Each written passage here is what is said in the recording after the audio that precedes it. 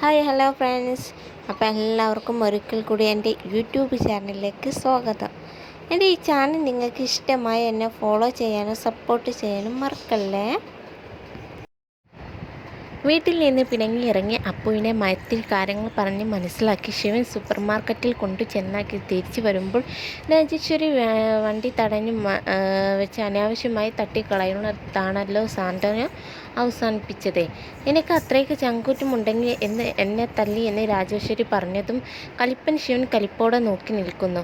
വരും വരായികളെക്കുറിച്ച് ആലോചിക്കാത്ത എടുത്തു ചാട്ടക്കാരനായ ശിവൻ ആഞ്ഞൊരടി രാജേശ്വരിയുടെ കരണത്ത് കൊടുക്കും എന്ന് നിങ്ങളിൽ ചിലരെങ്കിലും പ്രതീക്ഷിക്കുന്നില്ലേ? എന്നാലില്ല. ശിവൻ പെണ്ണുങ്ങളെ ഉപദ്രവിക്കാറില്ല എന്ന് മുമ്പ് പലതവണ അഞ്ജലിയോട് തന്നെ പറഞ്ഞിട്ടുള്ളതാണ്. അത്രയ്ക്ക് എടുത്തുചാട്ടക്കാരനല്ല ശിവൻ. ചിലപ്പോഴൊക്കെ വിവേകത്തോടെ ചിന്തിക്കാറുണ്ട്. രോഷം ഒട്ടും കുറയാതെ തന്നെയാണ് ശിവൻ രാജേശ്വരിയോട് സംസാരിക്കുന്നത്. അപ്പോഴേക്കും അപ്പു അങ്ങോട്ട് എത്തും. ശിവനോട് അനാവശ്യമായി തട്ടിക്കയറുന്നത് രാജേശ്വരിയോട് വഴക്കിടുന്ന അപ്പു അപ്പോഴും സാന്ത്വനം കുടുംബത്തിലുള്ളവരെ വിട്ടുകൊടുക്കാൻ തയ്യാറായിരുന്നില്ല. ഇടിവെട്ട് ഡയലോഗുകൾ മുഖത്ത് നോക്കി പറയുന്നതിന് അപ്പു ഡാഡിയുടെയും അപ്പച്ചിയുടെയും മുഖം നോക്കാറില്ലല്ലോ. പക്ഷെ അപ്പു കഥ അറിയാതെ ആട്ടം കാണുകയാണ് എന്ന് രാജേശ്വരിക്ക് നന്നായി അറിയാം.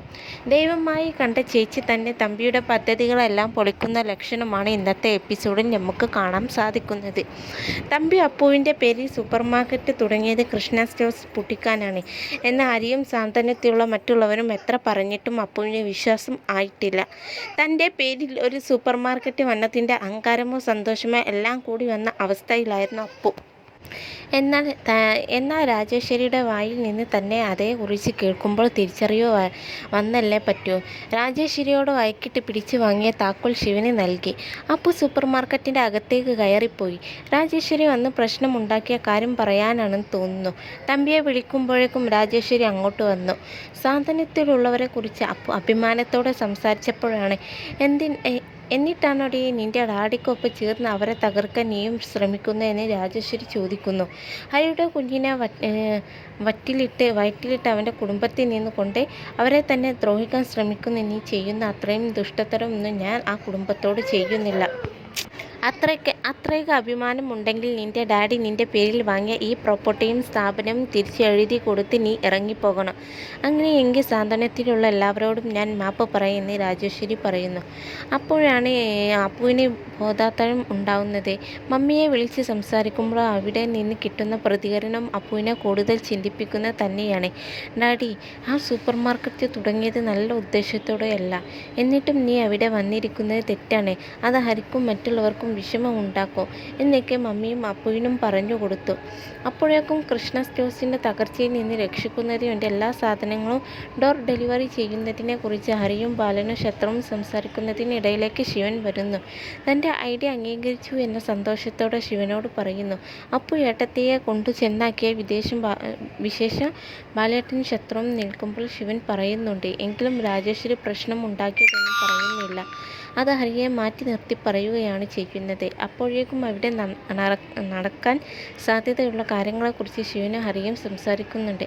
രാജേശ്വരിയെ തന്ത്രപൂർവം ഇവിടെ തിരിച്ചു കൊണ്ടുവന്ന ഹരിയുടെ ഉദ്ദേശം ലക്ഷ്യത്തോട് അടുക്കുകയാണ് എന്ന് ശിവൻ ഓർമ്മിപ്പിച്ചു. കാരണം അപ്പുവിനെ വിളിച്ചു കൊണ്ടുപോകാൻ രാജേശ്വരി പറഞ്ഞിരുന്നു. അപ്പോൾ അവർക്ക് അപ്പുവിൻ്റെ പേരിൽ ഈ സ്ഥാപനം തുടങ്ങിയതിൽ താല്പര്യം ഇല്ല. മിക്കവാറും അതിൻ്റെ പേരിൽ തമ്പിയുമായി വഴക്കാവും. ഇനി അപ്പുവിനോടും അതിനെക്കുറിച്ച് സംസാരിക്കും. അങ്ങനെ വന്നാൽ ഇനി തമ്പിയും രാജേശ്വരിയും തമ്മിലുള്ള കളിയിൽ നമ്മൾ കാണികളായി നിന്നാൽ മാത്രം മതി എന്ന് ശിവനും ഹരിയും പറയുന്നു. കുറച്ചുകാലം സാന്ത്വനത്തിലെ എല്ലാവരുടെയും കരച്ചിലും കണ്ണീരും സെൻറ്റിയും ഒക്കെയായി മടുത്തിരിക്കുകയാണ്. എന്നാൽ ഇപ്പോൾ കഥ ആവേശത്തിലേക്ക് കടക്കുന്നു. തമ്പി കുഴിച്ച കഴിയിൽ തമ്പി തന്നെ വീഴും. ഇങ്ങനെ വീഴും, എപ്പോൾ വീഴും എന്നറിയാനുള്ള കാത്തിരിപ്പാണ് ഇനി. രാജേശ്വരി സൂപ്പർ മാർക്കറ്റിലേക്ക് വന്ന് ചെറുതായി ഒന്ന് വിറപ്പിച്ചിട്ട് പോയി എന്നറിഞ്ഞപ്പോൾ തന്നെ തമ്പി നെട്ടി. ആ നെട്ടലിലാണ് അടുത്ത എപ്പിസോഡിന് വേണ്ടിയുള്ള കാത്തിരിപ്പ് ആരംഭിക്കുന്നത്. നമ്മുടെ ഇന്നത്തെ എപ്പിസോഡിൻ്റെ പ്രൊമോ വീഡിയോ പുറത്ത് വന്നതിന് ശേഷം പിന്തുണ മുഴുവൻ രാജേശ്വരി അപ്പച്ചിയാണല്ലോ അപ്പുവിന് വലിയൊരു തിരിച്ചറിവ് ഉണ്ടാക്കി കൊടുത്തത്. ആ കുടുംബത്തിൽ താമസിച്ച ഹരിയുടെ കുഞ്ഞിനെ വയറ്റിൽ ചുമന്ന അതേ കുടുംബത്തിന് തന്നെ ദോഷം ചെയ്യുന്നതിലും വലിയ ചതി വേറെ ഉണ്ടോടി എന്ന ചോദ്യത്തിനാണ് ഇപ്പോൾ കയ്യടി. തമ്പി എന്ന വില്ലനെ ഒതുക്കാൻ സംഭാഷണം ചെയ്യുന്ന സ്ക്രീൻ പ്രസൻസ് കൊണ്ടോ അഭിനയം കൊണ്ടോ രാജേശ്വരി തന്നെ മതി എന്ന അഭിപ്രായമുള്ളവരും ബോക്സിലുണ്ട്. അപ്പച്ചിയുടെ വരവോടെ സാന്ത്വനത്തിൻ്റെ ത്രില്ല് കൂടി എന്ന കമൻറ്റുകൾ കാണാം. മൊത്തത്തിൽ പറഞ്ഞ അപ്പച്ചി തന്നെ മാസ്. അപ്പച്ചിയെ ഇറക്കി കളിച്ച ഹരി മരണ മാസ്.